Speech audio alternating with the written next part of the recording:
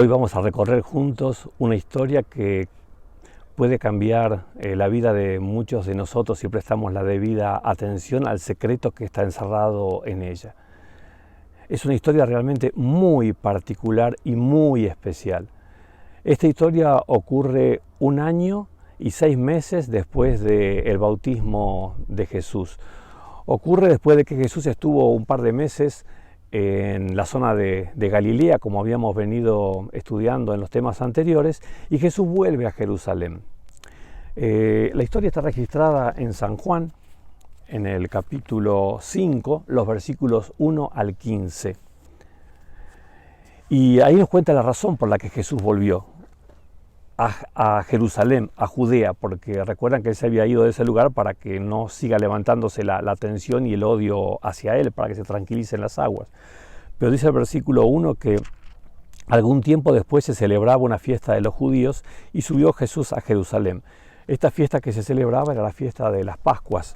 Y las Pascuas tenían para Jesús un simbolismo, un significado y una trascendencia muy particular, porque en estas fiestas él podía ver con más claridad que en otros momentos el precio que él pagaría por la salvación de sus amigos. En esta fiesta él podía también pensar y meditar más claramente en todos aquellos que recibirían el beneficio del sacrificio que él estaba próximo a realizar. Era un momento, el periodo de esta fiesta, en el que Jesús podía reflexionar mucho, y por eso este sábado de mañana en el que ocurre la historia, él se puso a caminar por las calles de Jerusalén, quizás transitándolas temprano, antes de que la mayoría de la gente se levante, y dice el relato que había allí junto a la puerta de las ovejas un estanque rodeado de 5 pórticos, cuyo nombre es Betesda. Este estanque era uno de los lugares más desagradables de Jerusalén. Desagradables no porque el lugar fuese feo, el lugar era lindo. El problema era el tipo de gente que estaba ahí, porque ustedes vieron lo que dice el versículo 3.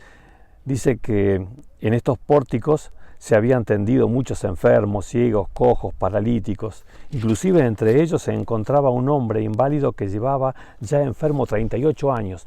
Realmente el tipo de gente que se acumulaba en ese lugar era gente muy desagradable, que utilizaban eso como un refugio, no tenían una casa donde estar, una familia o amigos que los contengan, y es como que ese era su albergue o su lugar de estar, lo que lo había convertido en un lugar bastante desagradable y feo. Porque ¿quién quería ser amigo de este tipo de gente? Gente que no solo estaba pasando por un momento muy desgraciado de su vida, sino que además seguramente estaban pasando por eso por pecadores, y Dios les había enviado ese castigo. Por lo tanto, era muy desagradable estar con esta gente. Y dentro de los que estaban ahí estaba este hombre con 38 años ya de invalidez. ¿Puedes imaginarte cómo pudo haber sido la vida de este hombre? 38 años inválido. ¿Podés o te atreves a ponerte por un momento en sus zapatos y tratar de imaginarte qué es lo que era su vida? ¿Cómo te imaginás que eran sus amigos o su familia? Si te imaginaste que no tenía amigos, te imaginaste bien, porque quizás lo tuvo en un principio, pero ¿quién quería ser amigo de una persona en semejante desgracia? 38 años así. Digamos que ser amigo de él era para problema nomás. Y familia, y ya la familia también lo había dejado de lado. El hombre estaba solo a esta altura. Ahora, un inválido solo, ¿cómo hacía para valerse y para poder resolver las situaciones básicas de cualquier persona, ¿no? ¿Cómo hacía él cuando tenía que comer, por ejemplo? ¿Cómo hacía porque nadie venía a traerle ahí la comida? ¿Cómo hacía? Imagínatelo, un inválido que quiere comer. ¿Cómo hace para conseguir el sustento de ese día? Para no morir de hambre. ¿Cómo hace? Arrastrándose por las calles de la ciudad hasta que encontraba en algún lugar donde hubiesen tirado basura o una mano tirase un bocado de pan o pudiese conseguir algo como para alimentarse ese día, y así volvía, ¿no? ¿Cómo te imaginas la limpieza, la higiene de ese hombre? ¿Cómo haría para bañarse? El hombre estaba solo y era inválido. ¿Cómo hacía? Cuando uno se trata de poner en su lugar y resolver en la mente por lo menos cómo haría él para enfrentar la vida, realmente creo que tenía muchas razones para deprimirse hasta la muerte. Y sin embargo este hombre extrañamente tenía esperanza, si no, no estaría en ese lugar. una esperanza muy extraña y muy fuerte, porque si fuese cierto lo del agua que se movía y el ángel que venía, que el primero que se metía en el estanque era sanado, sin duda de los que estaban ahí, él sería el último, porque él era inválido. Un ciego, un mudo se meterían 10 veces antes que él se empiece a mover, los demás se hubiesen metido. ¿Qué hacía ese hombre ahí? ¿Qué clase de esperanza tenía contra toda lógica? Realmente me impresiona pensar en el tipo de fe que este hombre tenía, la esperanza que lo movía a estar ahí. Y de paso, 38 años, Jesús tenía a esta altura 32, o sea que este hombre enfermó 6 años antes de que nazca Jesús. Eso quiere decir que Jesús, estando en el cielo en forma de Dios y antes de hacerse hombre, conoció a este hombre, conoció lo que le pasó y las circunstancias que lo llevaron a caer en esta situación y a enfermarse como se enfermó. Y quizás en aquellos días previos a su encarnación, él viendo a este hombre pudo haber pensado en el día que 38 años más adelante sus caminos se cruzarían y Jesús tendría la oportunidad de ofrecerle la sanidad y la salvación. Bueno, ese día había llegado y entonces nos dice el versículo 6 que cuando Jesús lo vio tirado en ese suelo y se enteró que ya tenía mucho tiempo de estar ahí, le preguntó. Algo increíble, ¿no? Pero vean lo que dice este versículo y el siguiente. Dice que Jesús le preguntó, ¿quieres ser sano? ¿Quieres ser sano? Ustedes saben, este hombre pudo tomar esta pregunta de Jesús como la ironía de un desalmado, pero claramente no lo tomó así, lo entendemos por el resto del relato. Claro, es que pasaron cosas que hicieron que este hombre entendiera que este extraño que se acercaba a él y a quien él no conocía, tenía un interés en él, un interés en hacerle bien a él.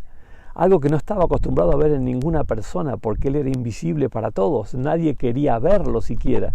Pero este extraño lo vio, se acercó a él y le preguntó con un tono que él entendió que claramente no era ni ironía ni burla, sino el pedido o la pregunta de alguien que estaba ofreciéndole de verdad una mano amiga, una mano de ayuda.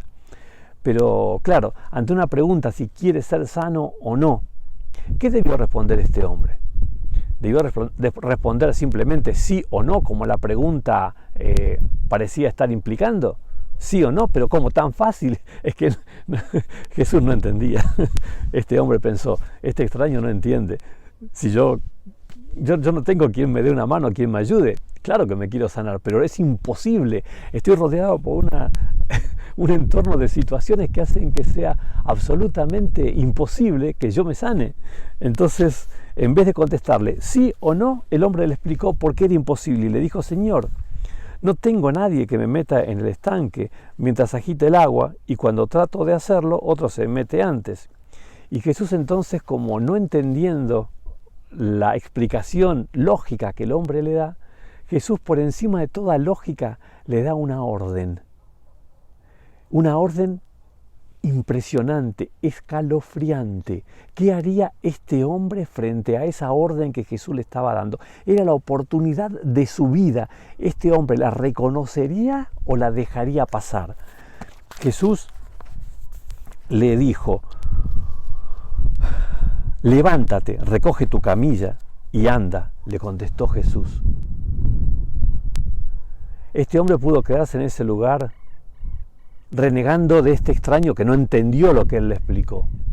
O pudo elegir creerle y hacerle caso y levantarse y andar.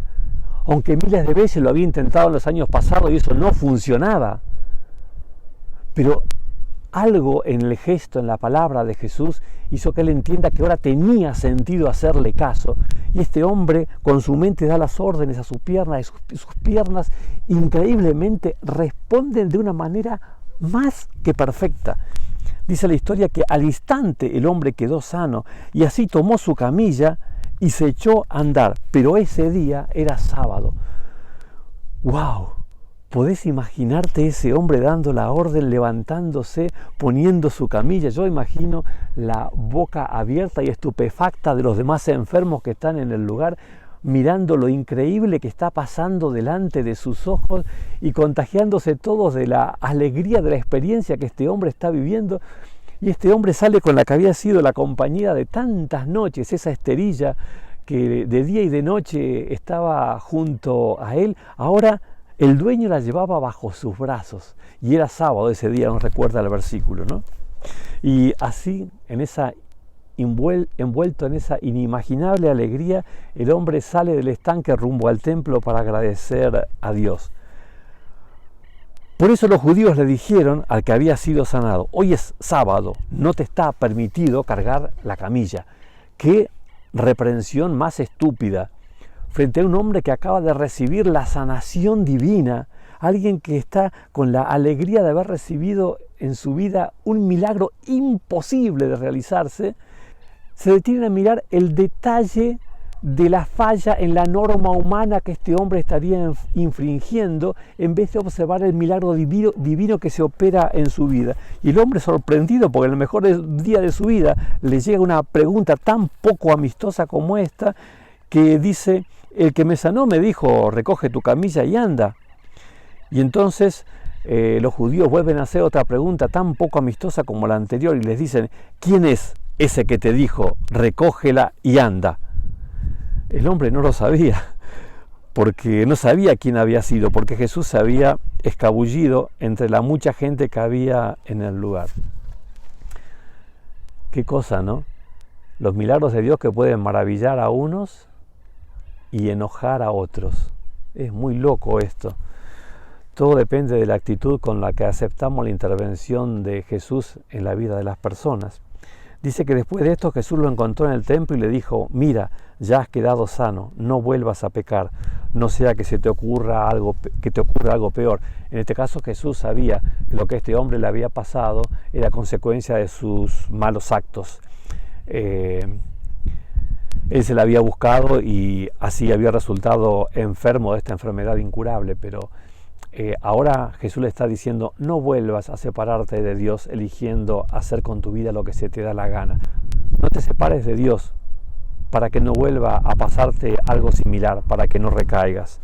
Y después de este encuentro maravilloso de este hombre con su sanador y de reconocer que su sanador se llamaba Jesús, volvió a encontrarse con los judíos y les dijo: el hombre se fue e informó a los judíos que Jesús era quien lo había sanado. Claro, este hombre, desconociendo el encono y la enemistad y el enojo que estos hombres tenían con Jesús, fue a contarles y a darle el crédito a Jesús, quien había sido su sanador. Esta historia nos deja a vos y a mí en una situación muy particular, porque nos muestra el poder de Dios que se puede manifestar de una zona tan simple que pone nerviosa a las personas. Me gustaría enfrentarte en esta oportunidad a un Jesús que te está preguntando también: ¿quieres ser sano? ¿Sano de qué? Yo no estoy paralítico. Bueno, estoy seguro de que tenés un montón de situaciones por las cuales necesitas que Dios intervenga en tu vida. Quizás tus problemas de carácter, problemas de pecados que no sos capaz de vencer, de malas tendencias, de inclinaciones heredadas, cultivadas por vos, y que a esta altura de tu vida ya entendés que es imposible vencerlas. Antes de cerrar este tema, te quiero decir en el nombre de Jesús que cualquier cosa que pidamos a Dios, que esté alineado con lo que es su voluntad, como podría ser el que quieras cambiar tu carácter para ser más parecido a Jesús y vencer esas malas tendencias que puedas tener, quiero asegurarte en el nombre de Jesús que ese milagro lo vas a recibir en tu vida si lo pedís. No si te pones a explicarle a Jesús por qué es imposible que lo recibas, sino si estás dispuesto a creer y aceptar. Dios quiera que vos y yo tengamos la grandeza de entender y aceptar el milagro que Dios desea hacer cada día en nuestras vidas. Dios nos bendiga para que ese milagro pueda ser una realidad. Amén.